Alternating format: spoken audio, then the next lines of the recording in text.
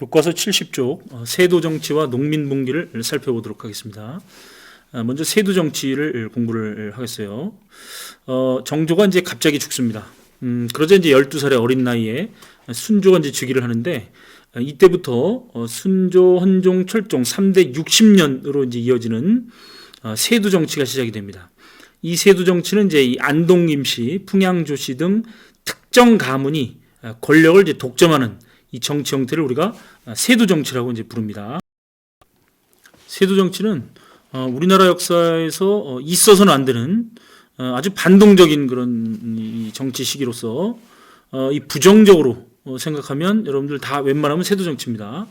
그래서 이제 이 안동 김씨 등과 같은 이 세도 가문은 자, 이 조선 후기 최고의 기구로 떠오른 이제 비변사를 장악하죠. 이 비변사라고 하는 게 우리가 이제 앞에서 공부했듯이 이 세종대왕 때 그 삼포를 개항을 했는데, 그 이후에 이제 이 삼포에 외인들이 난리를 쳤죠. 삼포외란입니다. 그걸 계기로 이제 비변사를 임시기구로 설치했고, 그 다음에 이제 이 외놈들이 을묘외변을 일으켜서 이제 우리나라를 약탈했는데, 그 을묘외변을 계기로 상설기구로 바꿨죠.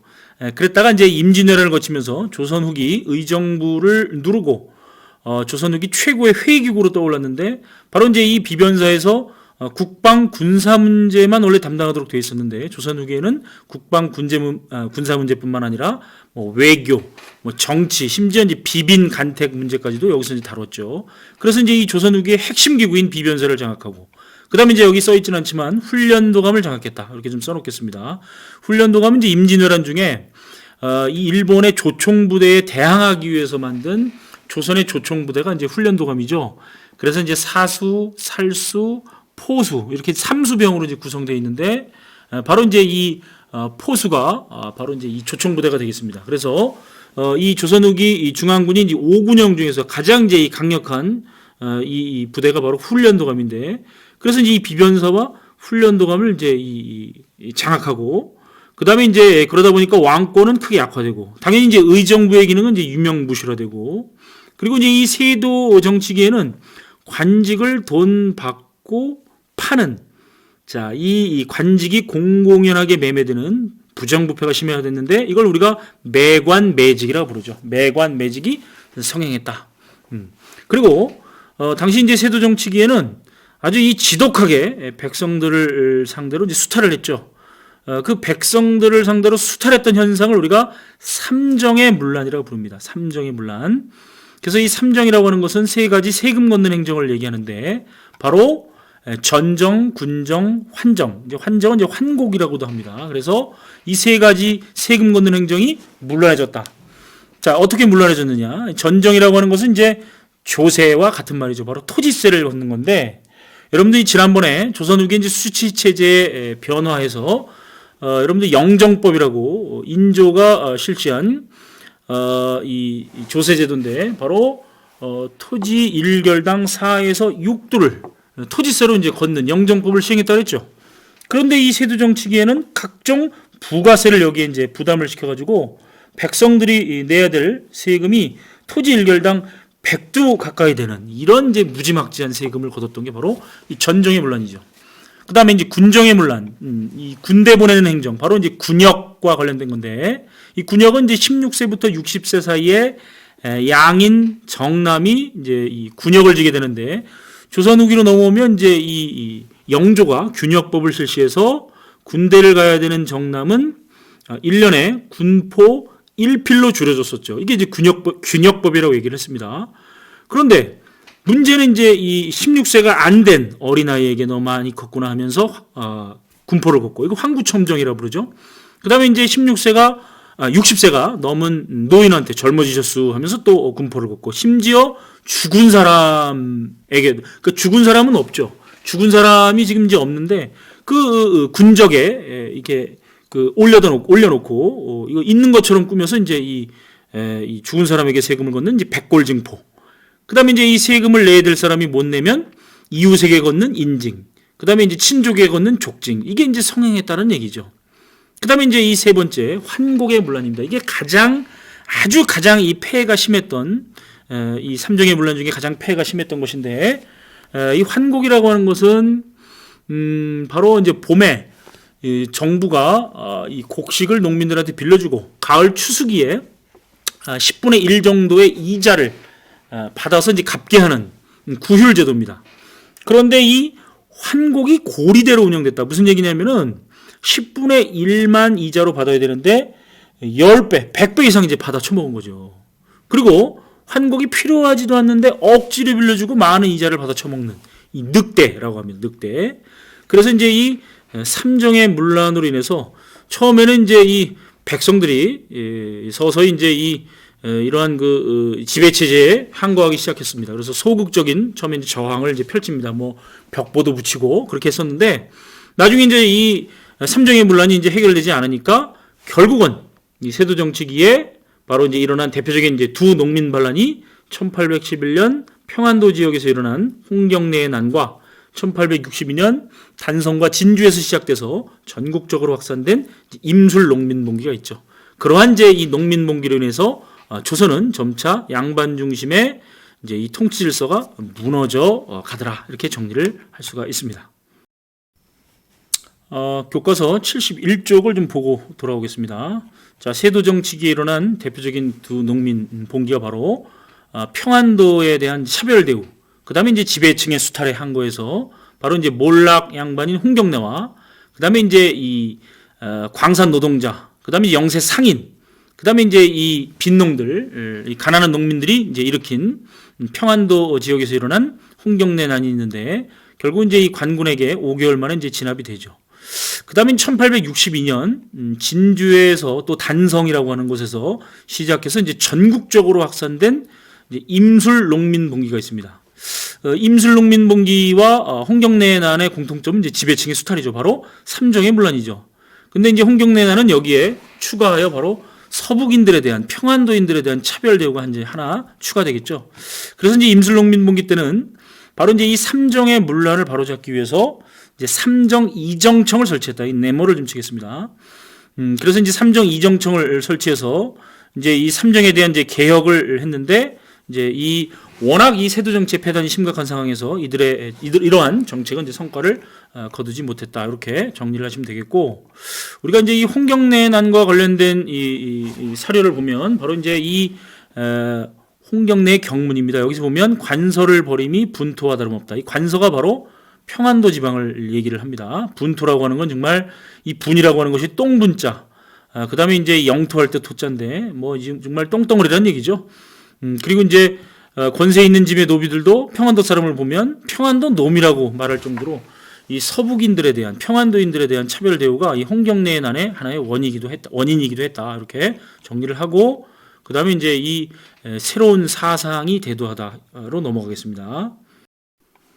자, 세도 정치기에는 이제 이 삼정의 문란으로 대표되는 지배층의 수탈 현상으로 인해서 굉장히 그 농촌 경제는 이제 파탄의 지경에 이르렀고 여기에 이제 엎친 데 덮친 격으로 이제 자연재해가 잇따릅니다. 이 돼지 콜레라 같은 게 이제 잇따랐고 그다음에 이제 이 밖으로는 조선의 바닷가에 정말 그 모양이 이상한 배가 나타나죠. 바로 이양선의 출몰이죠.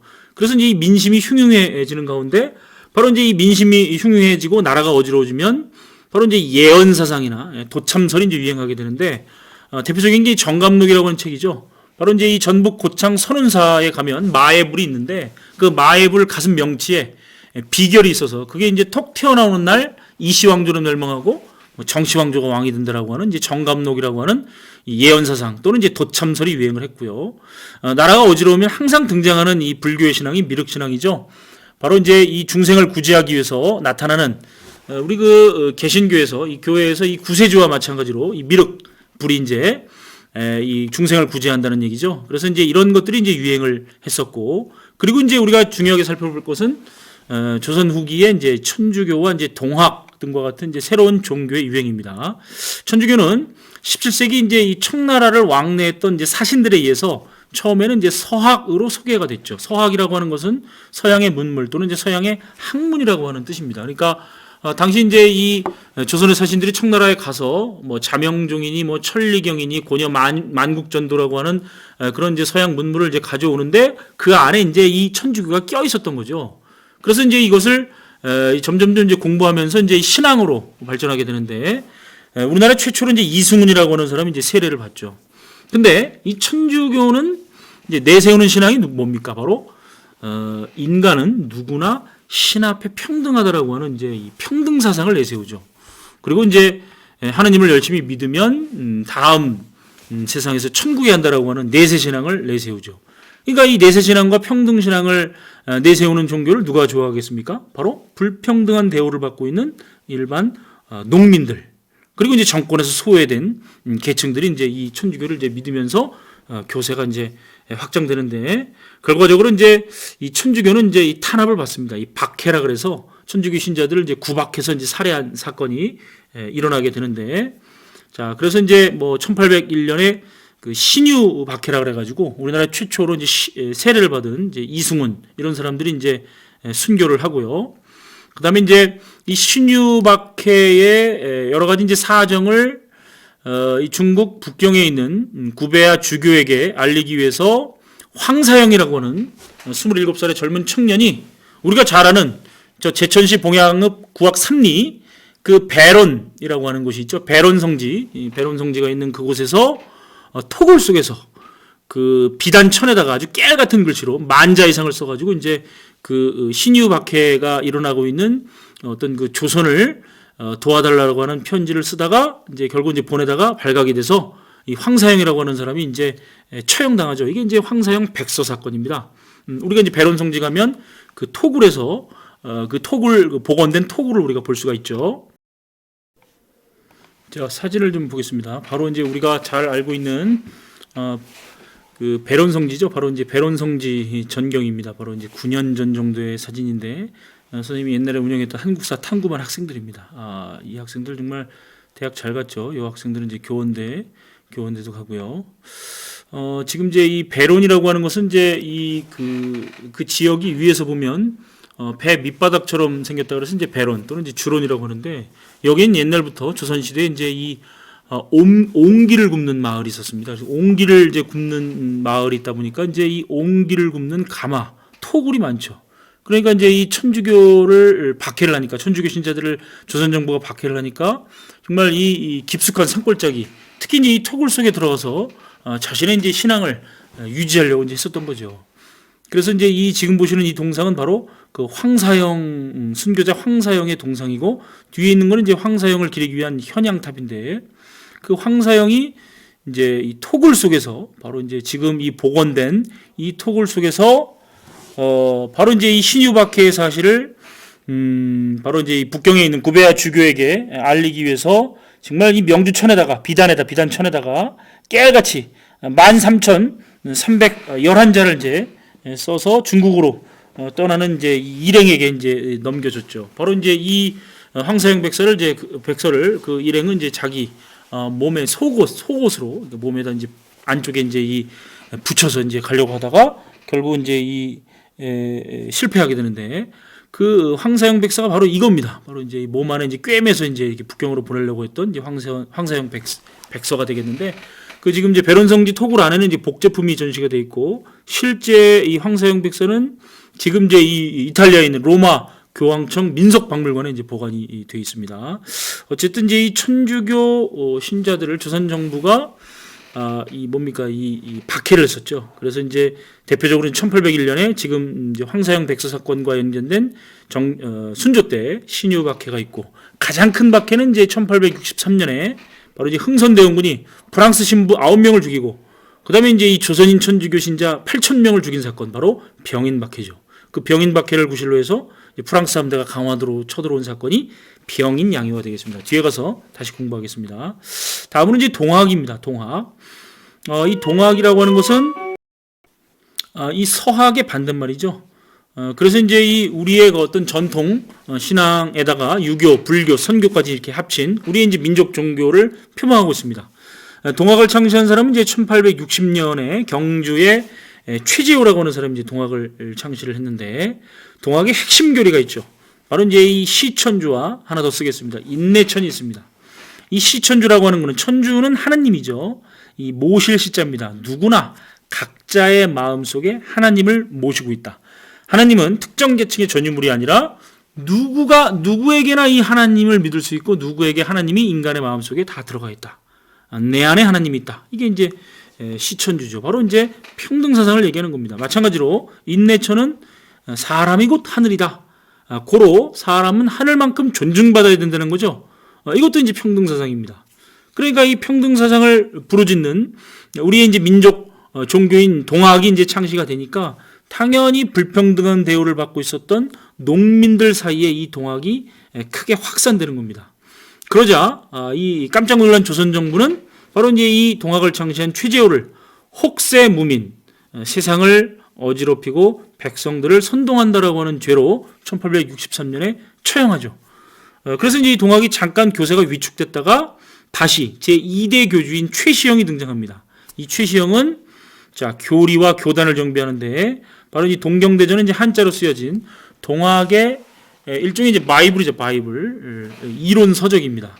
그다음에 이제 용담유사는 이제 한글로 쓰여진 가사집으로서 이제 농민들이 쉽게 읽을 수 있도록 만든 겁니다. 이렇게 교리를 정비하고 그다음에 이제 이 포접제라 그래서 동학을 포와 접 단위로 이제 조직하는 방법이죠. 그래서 이제 이 최시영의 노력으로 다시 이제 이 동학의 교세가 확장되면서 이제 이 억울하게 누명을 쓰고 죽은 교조 최재호의 원한을 좀 풀어달라고 하는 이제 교조 진원운동이 일어나고 그리고 이제 1894년에 우리가 이제 저 뒤에 가서 배우게 될 동학 농민운동으로 이제 연결된다. 이렇게 정리할 수가 있죠. 자, 다음으로 72페이지로 넘어갑니다. 조선 후기 사회개혁론의 대두인데요. 바로 여기선 실학을 공부를 좀 하도록 하겠습니다.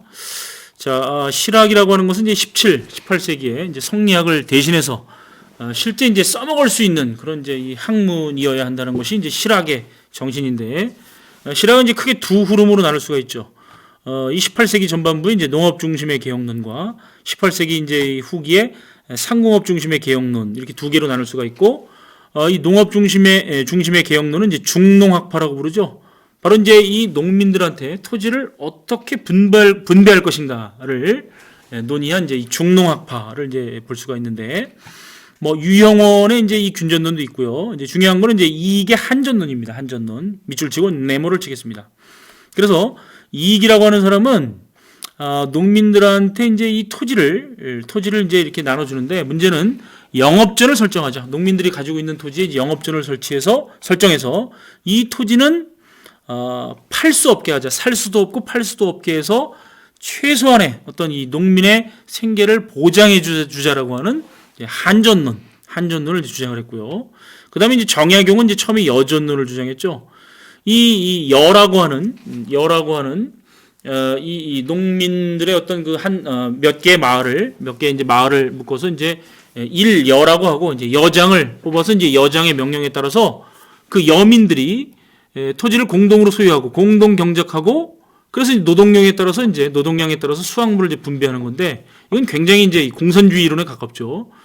처음에는 이제 이 정약용이 여전론을 내세웠는데 자기의 어떤 이론이 너무나 급진적인 나머지 정전론으로 바꿉니다. 그래서 정전론은 이제 우물정자 모양으로 토지를 나눠서 여기 이제 이 1, 2, 3, 4, 5, 6, 7, 8번 토지는 각자 소유하고 각자 경작해서 수확물을 갖고 가운데 있는 요 토지 있죠. 가운데 있는 요 토지만 이제 공동으로 경작해서 이 전체의 이 마을의 여의 조세를 이제 내게 하자라고 하는 정전론으로 조금 이제 후퇴를 하게 되는데 어쨌든 이제 이 농민들한테 토지를 이제 어떻게 나눠줄 것인가를 이제 논의한 바로 이제 이 학파가 바로 18세기 전반의 중농학파가 되겠다. 자, 그리고 이제 이 상공업 중심의 개혁론, 상공업을 중시했기 때문에 중상학파 또는 이제 이 청의 문물을 적극적으로 받아들이기를 주장했기 때문에 북학파라고도 부릅니다. 여기 이제 박지원까지 4명의 이제 이 북학파 실학자들이 나오는데요. 홍대영 같은 경우는 이제 김성문과 함께 지전설을 주장하기도 했었죠. 그리고 이제 이 홍대영 같은 경우는 기술혁신과 문벌제도, 그러니까 신분제도의 철폐를 주장을 했었고, 유수원과 같은 사람은 산업공상의 직업적 평등화와 전문화를 주장했고, 그 다음에 이제 이 박지원, 좀 여러분들 필기를 좀 해놓으세요. 열하일기를 썼는데 수레와 선박을 이용하자 화폐유통의 필요성을 강조를 했었고, 박제가가 쓴 책이 이제 북학의이기 때문에 이제 북학파라는 이름이 나왔는데, 이 사람은 이제 수레와 선박 이용 똑같죠. 박지원하고 제자니까. 그 다음에 절약보다 소비를 권장했다. 그래서 이 상공업 중심의 개혁론자들, 중상학파, 북학파들은 상업과 수공업을 진흥시키자라고 하는 이제 논리를 주장했다. 이렇게 정리를 하겠습니다.